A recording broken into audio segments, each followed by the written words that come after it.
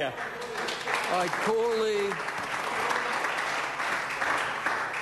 a point of order, the Honourable Member John Boscawen. Thank you, Mr Speaker. I seek leave of the House to table charts of the American stock market S&P index, the Financial Times index, showing the stock markets have dropped in the last 12 months and have the government... Where is the information from? The information, sir, I'll table this afternoon. I'm seeking leave to table the indices for the S&P index of the US stock market. Thank you. Is there any objection to that course of action being taken? There is none. The member may table. I call the Honourable Maurice Williamson. Mr Speaker. Point of order, the Honourable Trevor Mallard. I'm just a little bit...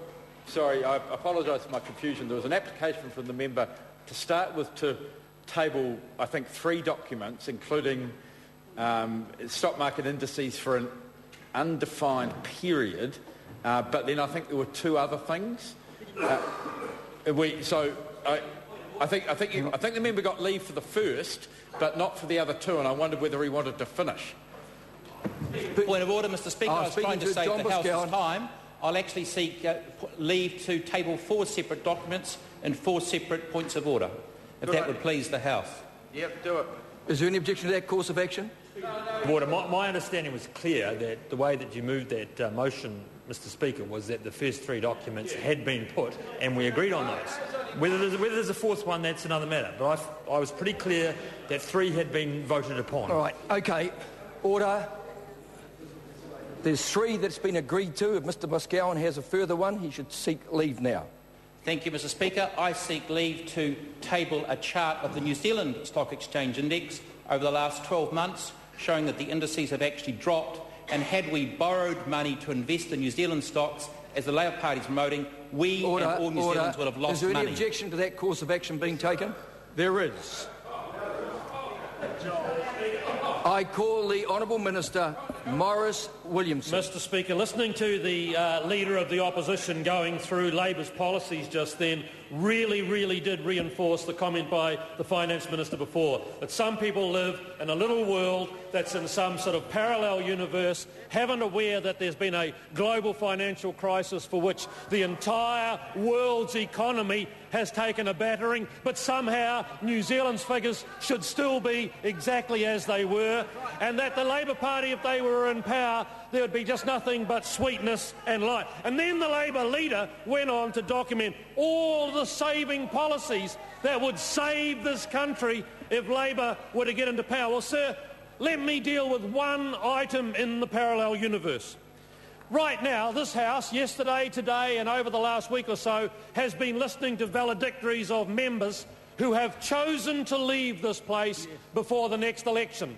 The sad thing about valedictories, sir, is there's a huge number of Labour MPs on that side of the House who are not going to get a chance to give a valedictory because they will not be here after the next election, and no matter how many times their leader keeps promoting the failed policies that they trout out, they keep dropping, sir. Yes, I've got copies of all of the 5 major polls and the average of those, sir, and as Labour keeps wheeling out policy, in fact, sir, we hope they wheel out some more policy, because as they keep wheeling it out, down in the polls they go, sir.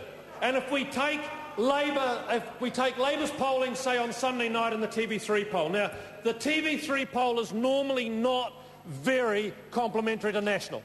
So we don't ever sort of look at it and say, well, that's good. No, Sue Moroney laughs. I can tell you in the past, the TV3 poll always looked like it had a bit of bias in it towards the Labour Party. But let's just go with it for the sake of the argument.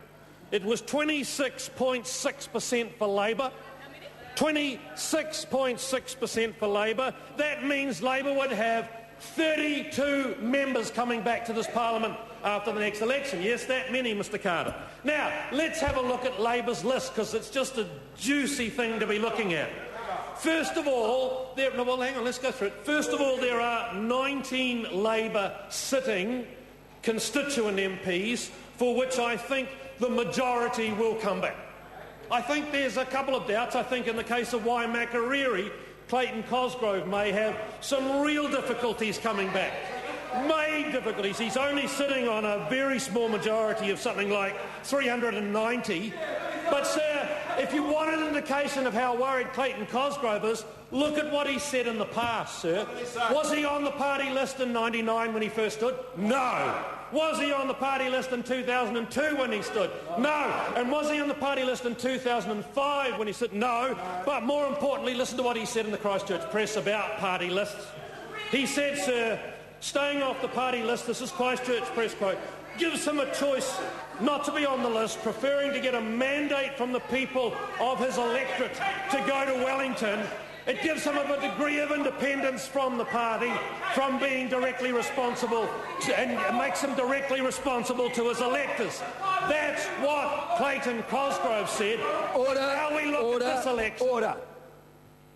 I'm sorry to interrupt the honourable member, but I want to advise members that interjection should be directed to the member who has the floor.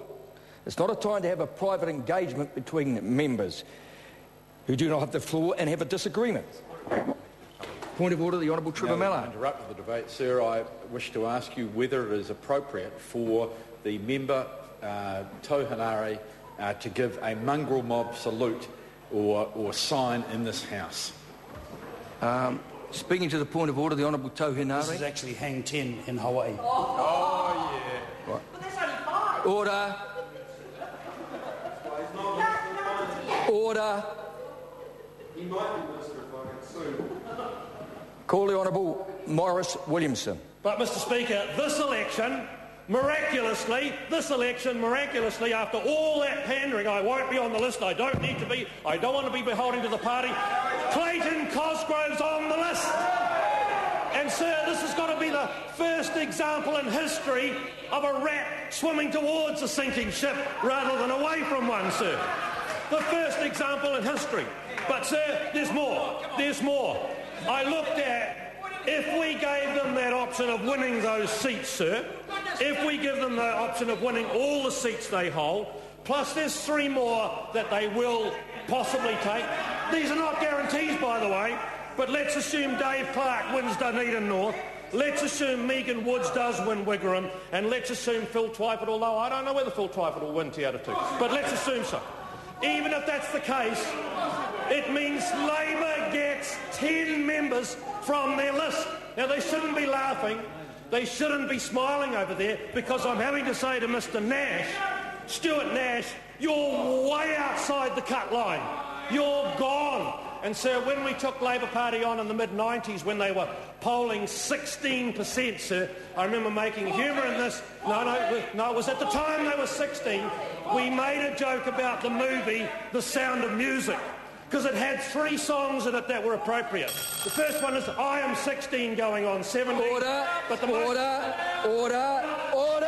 The member will be seated. The member will be seated. I call the Honourable Member to Uraroa Flavel.